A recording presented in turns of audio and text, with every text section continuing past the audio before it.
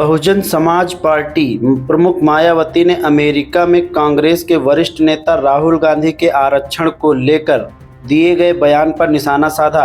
मायावती ने कहा कि कांग्रेस आरक्षण खत्म करने के षड्यंत्र में है। बसपा सुप्रीमो ने कहा कि राहुल गांधी के नाटक से सतर्क रहने की जरूरत है। उन्होंने सिलसिलेवार कई पोस्ट पर कांग्रेस और राहुल गांधी को आड़े हाथों लिया। मायावती ने कहा कि केंद्र में काफ़ी लंबे समय तक सत्ता में रहते हुए कांग्रेस पार्टी की सरकार ने ओबीसी आरक्षण को लागू नहीं किया और न ही देश में जातीय जनगणना कराने वाली यह पार्टी अब इसकी आड़ में सत्ता में आने के सपने देख रही है। इनके इस नाटक से सचेत रहें जो आगे कभी भी जातीय जनगणना नहीं करा पाएगी।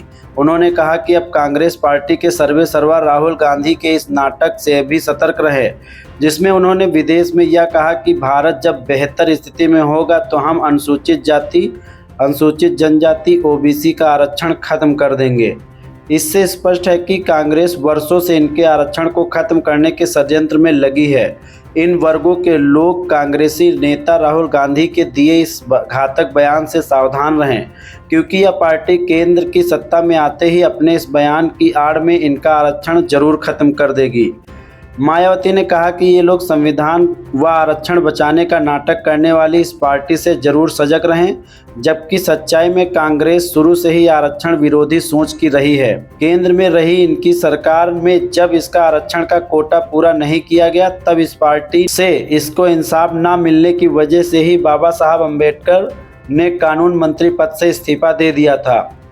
लोग सावधान रहें। कुल मिलाकर जब तक देश में जातिवाद जड़ से खत्म नहीं हो जाता तब तक भारत की स्थिति अपेक्षाकृत बेहतर होने के बावजूद भी इन वर्गों की सामाजिक, आर्थिक और शैक्षणिक हालत बेहतर होने वाली नहीं है। लोकसभा में नेता प्रतिपक्ष राहुल गांधी ने अमेरिका में जॉर्ज टाउन यूनिवर्सिटी में छात्रों के सवालों का जवाब देते हुए आरक्षण को लेकर बड़ा बयान दिया था।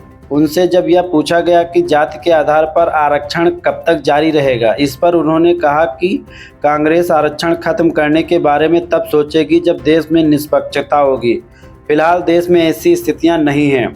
उन्होंने कहा कि जब आप वित्तीय आंकड़े देखते हैं तो पता चलता है कि आदिवासियों को 100 रुपये में से 10 पैसे मिलते हैं, दलितों को 100 रुपये में से 5 रुपये मिलते हैं और ओबीसी को भी लगभग इतनी ही धनराशि मिलती है।